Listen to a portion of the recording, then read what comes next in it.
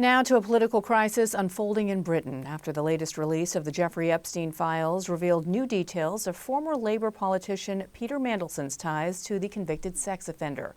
Embroiled in the scandal is UK Prime Minister Keir Starmer himself, who admitted to having prior knowledge of Mandelson's links to Epstein when appointing him as UK ambassador to Washington in 2024. But Starmer claims he had no idea of the, quote, depth and darkness of it. Mandelson was removed from his post last year. Speaking earlier, the British leader apologized to Epstein's victims as more information comes to light. I am sorry. Sorry for what was done to you. Sorry that so many people with power failed you. Sorry for having believed Mandelson's lies and appointed him. The Wall Street Journal's UK correspondent Max Colchester speaks to Michelle Martin about the impact this scandal is having on British politics and beyond. Thanks, Bianna. Max Colchester, thank you so much for talking with us. Hi, good to be with you. So you cover British politics and national security, and you've been following the fallout from the release of these documents related to Jeffrey Epstein, the convicted sex offender who took his own life a couple of years ago. A number of very high-profile individuals have been linked to him, although no one has been criminally charged as a result of it. Now, it's been known that the person, Andrew Mountbatten, formerly Prince Andrew, he was stripped of his royal titles. It's been known that Prince Andrew was connected to Jeffrey Epstein in some way. But in this latest release of documents, there's been additional fallout. Could you, as briefly as you can, tell us what that is and why this latest document release has caused a huge reaction in the UK? Yeah, as you say, this is not a new scandal in the UK. It's been rolling for over a decade. But I think what the latest batch of files that the Justice Department released show really is something that was suspected but long denied, which is that Epstein, having been released from jail in 2009 for soliciting sex from minors, quickly then managed to get privileged access right to the top of two pillars of the British establishment, Buckingham Palace and Downing Street. And these latest batch of emails show that via Peter Mandelson, who at the time was the UK business secretary and a very famous figure on the left here, was intimately involved with Epstein, was sharing a lot of information with him. And also it shows how the then Prince Andrew was still very much a close friend of Epstein's at the time. And this all occurred after it had been publicly known that Jeffrey Epstein had this. He was criminally charged. Yeah. He served time. Many people consider the time that he served to have been very light compared to the gravity of what he was accused of. But nevertheless, it was part of his record at that point. What are the specific allegations connected to Peter Mandelson, and why has this landed with such force in the UK? So Peter Mandelson was a senior figure in the then Labour government back in 2009, 2010. And what this cache of emails shows is that Mandelson was forwarding market-sensitive information that he was receiving as a senior member of the British cabinet on to Epstein. And that this is information that could have been traded on. And so since these emails have come to light, British police have announced they are investigating Mandelson, and this is turning into an almighty crisis here. Has Mr. Mandelson spoken about why he was forwarding this information to Jeffrey Epstein?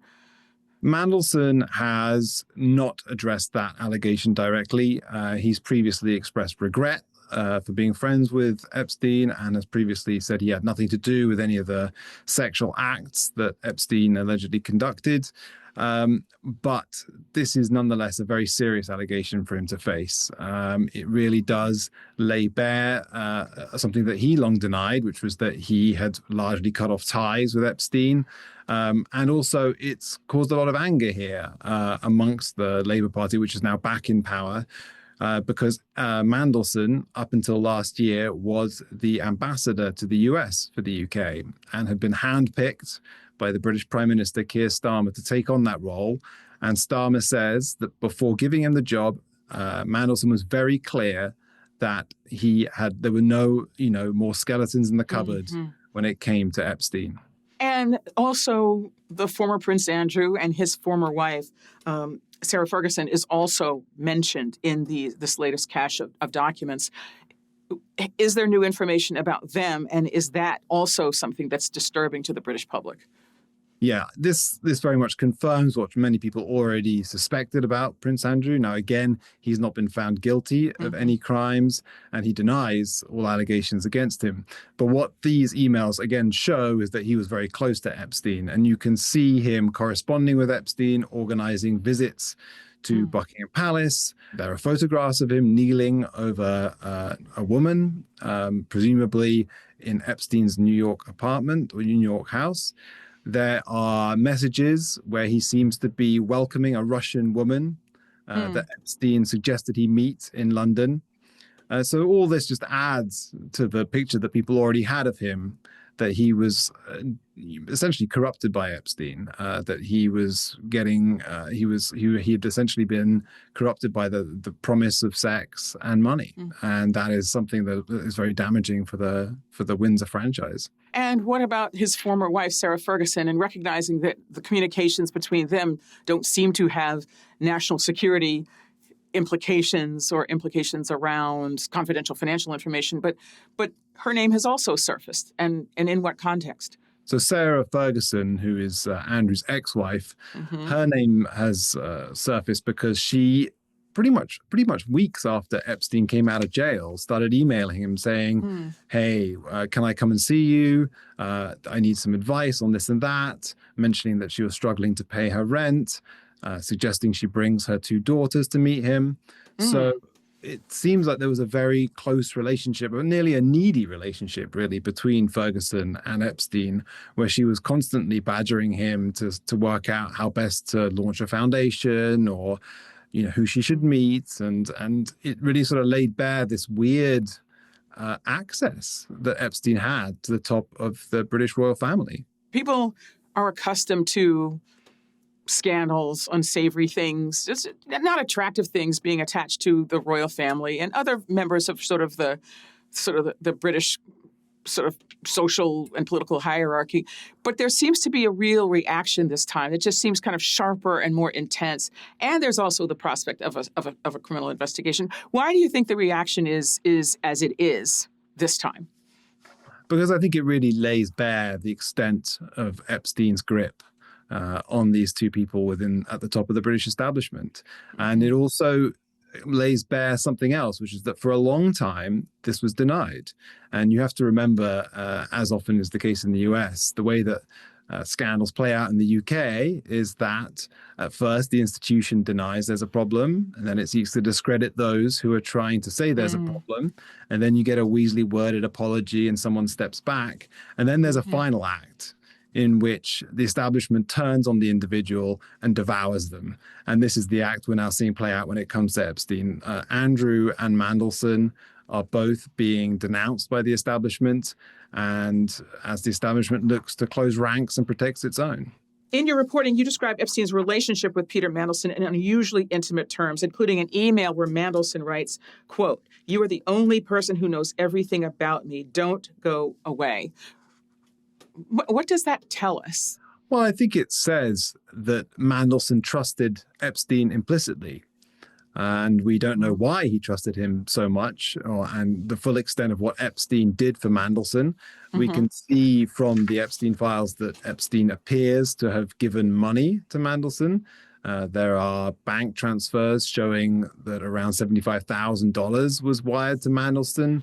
In the early 2000s, Mandelson says he doesn't remember that wire transfer. There's evidence that Epstein paid for Mandelson's partner to go on osteopathy course. So there is some financial gain to be had there, but it doesn't seem to explain the extent of the trust that Mandelson showed Epstein. And when you read the emails between the 2 men, it's a very odd relationship. It's like a sort of godfather talking to his godson, Epstein, saying, yes, I think you should do this next in your career. And, I think you need to deal with the prime minister like this. And why don't you pursue this business interest? It's a very lopsided relationship. And it really shows the power that Epstein must have had over this group of people, because obviously he was offering access to a very rarefied world. He was offering money and in some instances sex as well. And that seems to have been a very, very potent mix for people and seems to have won a lot of very powerful people over. So just to clarify, you're saying Mandelson has said he has no recollection of receiving these funds. Correct. He says he needs to investigate it further himself. So we'll see what he comes back with.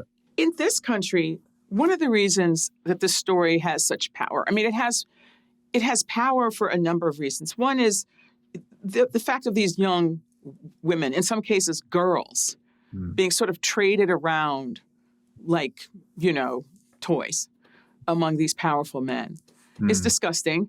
It's also illegal. And it speaks to a sense that what happens to women and girls, especially vulnerable women and girls, has just not been taken as seriously as it should have been. But the other reason that this story has force is that it sort of speaks to this kind of the interconnectedness of this global elite, where apparently the rules don't apply. And I'm wondering if those through lines of the story are also resonating in the UK. Yes, they absolutely are. I think what you see throughout the emails when you read them, especially as they pertain to the UK, is that Epstein's essentially leveraging each of the people he has access to gain access to more people. So in the instance of Prince Andrew, you can see he befriends Andrew. And it's actually Andrew, interestingly, it's Andrew who reaches out to Epstein after he's released from jail, not the other way around. It's Andrew reaching out saying, hey, I'd like to come to Paris on a private trip. Could I have access to your flat there? And Epstein says yes. And then Epstein turns around to other people and says, I know Andrew, would you like to visit Buckingham Palace? And he uses that as a sort of networking effect. Now, why Andrew felt it was okay to reach out to Epstein after he'd just been released from jail, I don't know. And it's a question that he hasn't addressed. He denies that, he did anything wrong, but it's still a question of judgment. Equally with Peter Mandelson, when Epstein is released from jail, he sends an email calling it Liberation Day, which is really quite astounding. So it seems as if they just didn't take this very seriously. And they didn't give it the weight that perhaps it should have been, which it should definitely have been given. And it does speak to this idea that there are different sets of rules for different sets of people. And that because Epstein was well-connected and wealthy, the allegations against him weren't so serious in their minds and therefore could be ignored. Is the sort of the transcontinental aspect of this interesting, or does that stand out to your audience in England? I think so. I mean, what's interesting here is we're really seeing a degree of, no one's been punished in court, right? But they are being punished in the court of public opinion. And that's what's happening here in the UK now. Those who were involved are being outed and named and shamed, and the institutions they were part of are turning on them and isolating them. So in Andrew's case, for instance, he was officially kicked out of his stately residence in Windsor and ferried to a farm in East England where he will now live. And that was the royal family's way of saying this guy is no longer a public member of our clan and you won't be seeing him very much anymore. Is the royal family making a statement by letting it be known that he has been unceremoniously evicted from his lavish quarters and sent someplace else? Completely. That's the whole choreography here of what we saw. As you mentioned, he was stripped of his titles last year when the first batch of Epstein files was released, and the palace said that he could no longer be called Prince. He's no longer allowed to use the title Duke of York, and he was asked to leave this huge 30-room mansion that he inhabits on the Windsor estate. But he was still living in that mansion while they were doing up a farm, ostensibly, in East England where he would live. But it seems that they've expedited that house move in the wake of this latest revelation, because what came out was so damning, which were these pictures of him kneeling over an unidentified woman and a batch of emails which seemed to show that he was really up to no good seemed to suggest that he was up to no good with Epstein. So in the United States, the Deputy Attorney General is a former personal lawyer of President Trump. The Attorney General previously defended the president in an impeachment proceeding. Okay, these people who have strong personal professional ties to President Trump are now in position to oversee any further investigation that may take place. The Deputy Attorney General Todd Blanche has said that there are no more documents to be released, that they're done. Members of Congress who have been pushing for this disagree with that, but that issue, remains sort of unresolved. So my question is, in the UK, is there more to come? Are there further investigations taking place? Is there a further effort to investigate what these ties may have been between these individuals and Epstein? Yeah, I think that's one of the key differences between the US and the UK now, is that in the UK, we're starting to see deeper police involvement. There's an investigation into Mandelson over his disclosure of market-sensitive government information to Epstein, which potentially could have allowed Epstein to engage in insider trading. The police are also looking at evidence that Prince Andrew welcomed a 20-year-old to the UK and that may have been involved with sexual activities at Windsor, so that the police are looking at preliminary evidence there. An investigation has not been launched, but that's something they're looking at. So this isn't over here.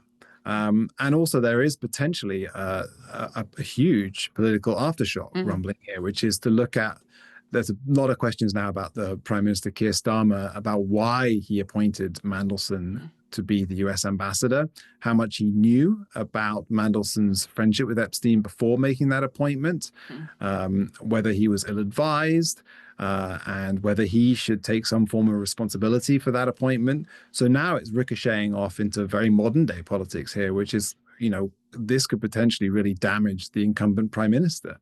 So it is very much a live issue in this country.